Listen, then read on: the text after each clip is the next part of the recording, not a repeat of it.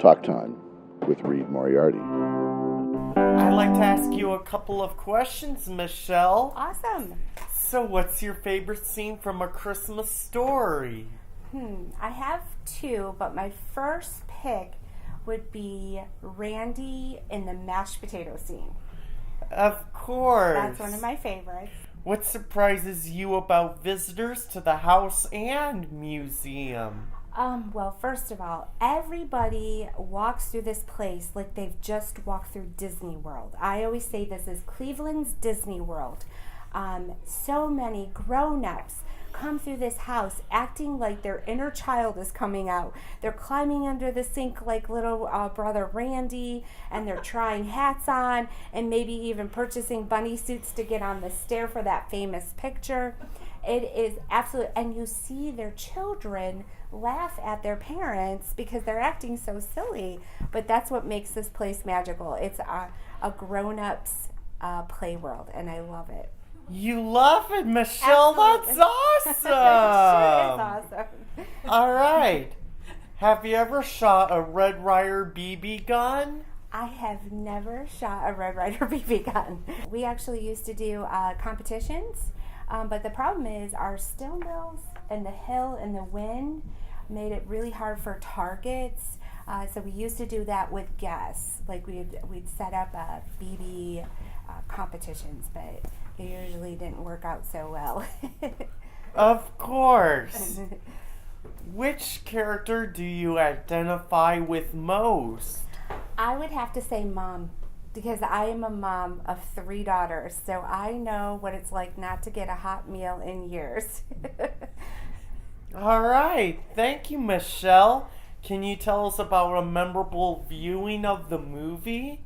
Oh, okay. You know what? I do have one. This is when I first started to work here, and my youngest, Emily, and was sitting at the kitchen table, and I happened to have this chicken and mashed potato dinner, and she had this silent moment at the table. She looked at all of us, and then she looked up at me and looked at her mashed potatoes, and I said, "Emily, no."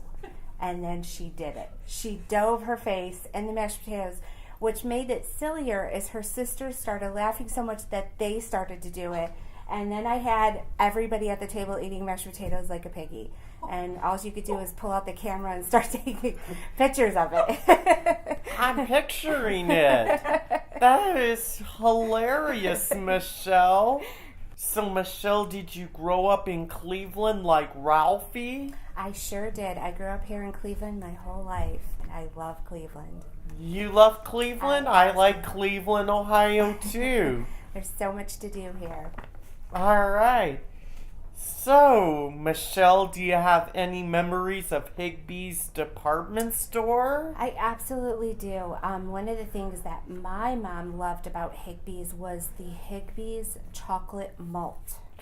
It was her favorite, and so I remember my mom taking us to Higbee's, and also another store called May Company, and she always had to get that chocolate malt. So, and then of course Mr. Jingling, and all sorts of fun Christmas window displays when I was little. It was always a good time at Higbee's.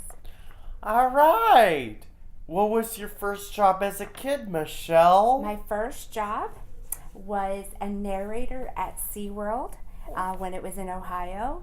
I worked for the education department, and I got to take children groups and school groups, and I also on the weekends got to go to the different exhibits and talk about the animals. So it was one of my favorite and most memorable jobs I had, besides, of course, A Christmas Story house. Do you have some advice for people in search of a museum job? You know, I think you absolutely should visit all the museums you possibly can go to, even out of state. And definitely talk to the curators, people that run it, because they are the ones that really have great information about museums. Our curator here, his name is Steven, and he is just amazing. He actually learns about how to preserve all those important items and really preserve our history, so it's really cool. So that's what I would suggest.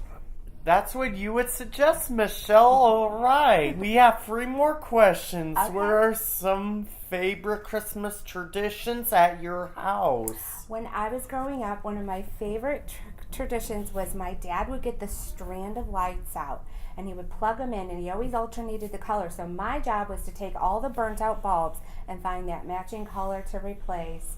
And we always had those really big bulbs that would get warm. So I remember doing that. And my dad always played Nat King Cole's album. So all these songs, when I hear Nat King Cole, it takes me back to my childhood and how fun that was. I love Nat King Cole. Maybe Dad should play it in December. I agree. All right. So the last question is, besides Ralphie's house, what are your other favorite things to do in Cleveland? Oh my goodness, I could just go on and on about Cleveland. I love downtown Cleveland.